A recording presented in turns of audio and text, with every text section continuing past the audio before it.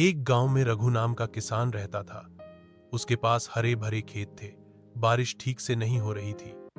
खेत सूख गए थे। रघु भगवान से प्रार्थना करता, हे भगवान, इस बार बारिश कर देना। रघु के पास दो मजबूत बैल थे, मोती और काली।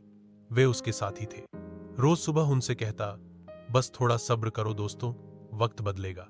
एक दिन रघु ने तय किया कि अगर बारिश नहीं हो रही तो उसे पानी ढूंढना ही होगा। गांव के बुजुर्गों ने कहा कि जंगल के उस पार एक बड़ी नदी है जहां से नहरें निकाली जा सकती हैं, लेकिन वहां तक पहुंचना आसान नहीं था। रास्ते में घना जंगल, जंगली जानवर और कई खतरे थे। रघु ने हिम्मत जुटाई। उसने अपनी पुरानी बैलगाड़ी में कुछ खाने का सामान, रस्सियां और लोहे के औजार रखे। मोती और काली को जोड़कर वह सुबह सुबह निकल पड़ा। रास्ता लंबा था। पेड़ पौधों से घिरा घना जंगल सामने खड़ा था। जगह जगह से पंछियों की आवाजें आ रही थीं। कभी बंदरों की टोली पेड़ों से झूलती, कभी हिरणों का झुंड भागता दिखता। रघु बैलगाड़ी को धीरे धीरे आगे बढ़ाता रहा। शाम तक वह जंगल के बीच पहुंच गया।